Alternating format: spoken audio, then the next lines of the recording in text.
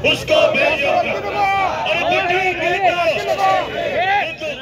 काश्मीरमधील पेहलगाममध्ये हिंदू पर्यटकांना हिंदू म्हणून त्यांच्या कपाळावरील टिकली बघून त्यांना अजान म्हणायला लावून त्याला कलाम पडायला लावून त्याचबरोबर हद्द त्यांची पॅन्ट उतरून त्यांचा खतना सुनता केला आहे का केला नाही हे बघून बायकोसमोर आईसमोर लहान मुलांच्या समोर पुरुषांची त्या ठिकाणी बेशुद्धपणे 27 जणांची ह्या 4 धर्मांध कट्टर मुस्लिम अतिरेक्यांनी हत्या केली।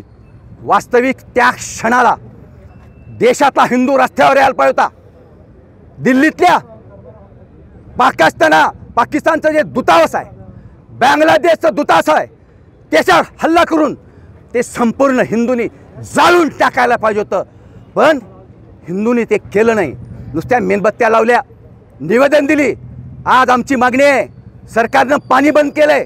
आज पाण्याशिवाय पाकिस्तान तडफडतोय, अन्न तापडतो बंद करा। पेहलगाममध्ये ज्या हिंदूंची त्या ठिकाणी हत्या केलेली आहे त्या हिंदूंना 5 लाखाची तुटपुंजी मदत केलेली आहे। 50 लाखाची ताबडतोब मदत करून 5 कोटी रुपयाची प्रत्येक कुटुंबाला सरकारनं मदत करावी अशी आम्ही मागणी करतोय। भारताच्या देशाच्या नाही जगाच्या पृथ्वीतलावरून पाकिस्तान हा दहशती देश आहे, तो अणुबॉम्ब टाकून या भारतानं नेस्तनाबूत आणि नष्ट करावा अशी मागणी करतोय। ह्या इस्लामी दहशतवाद्यांनी सुरुवात केलेली आहे हिंदू म्हणून हिंदूंची कत्तल करायला, हिंदूंना गोळ्या घालून मारायला।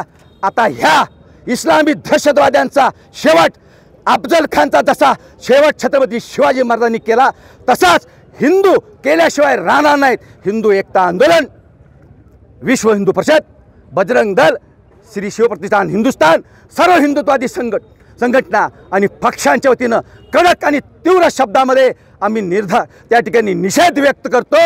आणि यापुढं भविष्यामध्ये जर अशा घटना घडल्या तर भारताची पाकिस्तानाबरोबर आणि भारताची बांगलादेशबरोबर कोणतीही मॅच या देशामध्ये सरकारनं खेळू द्यायची नाही, अन्यथा ती आम्ही उधळून लावू अशा पद्धतीची मागणी या ठिकाणी करतो, इशारा सरकारला देतो। जय हिंद, जय महाराष्ट्र, जय श्रीराम, जय हिंदू धर्म।